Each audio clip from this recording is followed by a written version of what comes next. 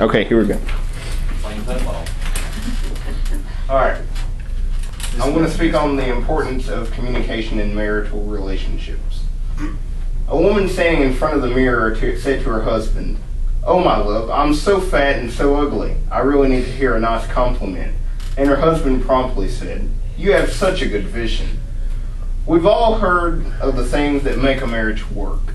But in hearing these things that make a marriage work, do you realize how important they really are? In your own marriage, do you realize how communication is a very essential component in making it work?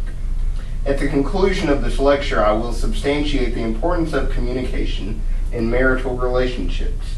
Today, I will be covering the components of communication, the statistics of divorce due to lack of communication, and finally, the position in a marriage. Or rather, the position of communication in a marriage. To begin, I would like to discuss the components of communication. According to the Family Dynamics Institute webpage on marriage communication retrieved on May 21st, 2011, good communication in a marriage is a two-way street. Respectful talking is essential in good communication. This means to consider each other's feelings when speaking to them.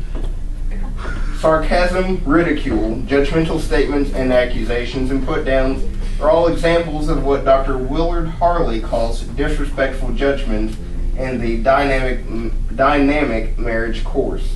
It is important to be courteous in all conversation toward one another. Bad communication can begin with one spouse dominating the conversation.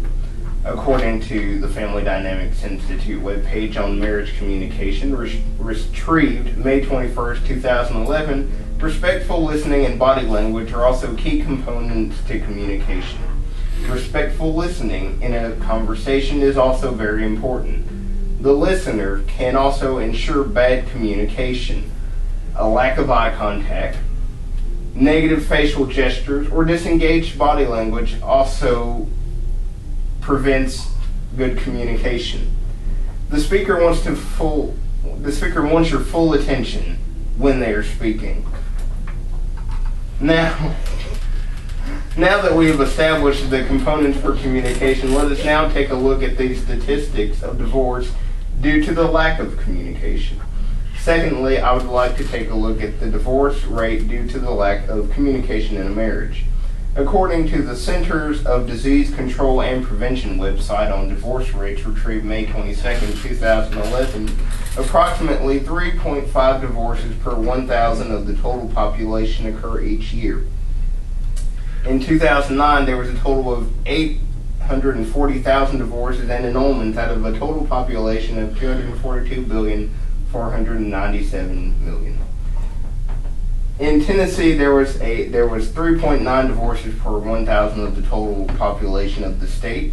In 2009, the most divorce and annulment occurrences derived from the state of Nevada at a rate of 6.7 of their 1,000 per total of the population. In several states, divorce rates have declined over a 19-year period from 1990 to 2009. According to the Buzzle webpage article on common causes for and reasons for divorce retrieved May 22, 2011, lack of communication is one of the leading causes of divorce. The lack of communication stimulates from a lack of effectiveness in the relationship. The effectiveness is lost when the parties involved in the marriage won't discuss feelings, mutual or personal issues, keep resentments concealed, and expect the spouse to figure out what the problem is in the relationship. According to Tara Parker Pope's book entitled For Better, The Science of a Good Marriage, avoid conflict means problems don't get solved. A study was conducted over a 3-year period about marriages that avoided conflict. At the beginning, the couples that rarely argue had the highest levels of marital happiness. By the end of the 3-year period, the couples who argued frequently reported bigger increases in marital satisfaction because problems weren't being solved.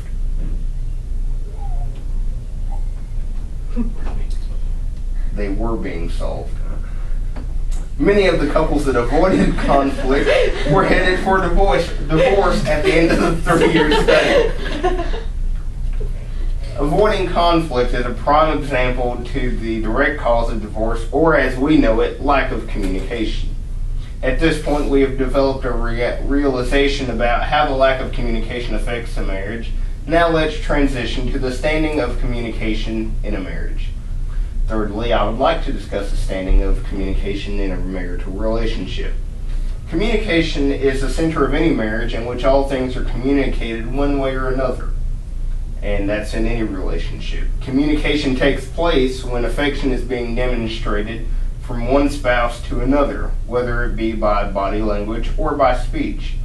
Communication takes place when intimacy is taking place. Engaging in sexual intercourse is a form of communication. Communication when a couple discusses matters of the family budget and financial situations. Communication also takes place in a marriage during parenthood, whether it be before and especially during parenthood. According to the Buzzle article on common causes and reasons for divorce retrieved May 22nd, 2011, a marriage is on the rocks when lines of communication fails. Men and women communicate differently as well as think, perceive, react, respond, love, need, and appreciate differently, according to Dr. John Gray's book entitled Men Are From Mars, Women Are From Venus. In the book, it states that a woman under stress is not immediately concerned with finding solutions to her problems, but rather seeks relief by expressing herself and being understood. They do this through talking. So men, this means you need to listen. In Dr. Gray's book, it states that men often discuss problems for only 2 reasons. They are blaming someone or they are seeking advice. Today we have discussed the importance of communication in a marital relationship. We've covered the components of communication, the statistics of divorce due to the lack of communication in a marriage, and the standing of communication in a marriage. In this lecture, I have substantiated the importance of communication in marital relationships. We have seen what it takes to make communication work in the marriage. We have also seen what happens when there is no communication that takes place in a marriage. Ultimately, we have established that communication is the center of the marriage because every aspect of a marriage is communicated in some way or another. We also established that not all communication is conducted by mouth, but through listening and body language as well. Recall the story of the woman in the mirror. Now that you understand the importance of communication along with its components, would you say that the husband was a good communicator in the sense of being a respectful listener? Yes. Thank you very much. Oh, that's loud here.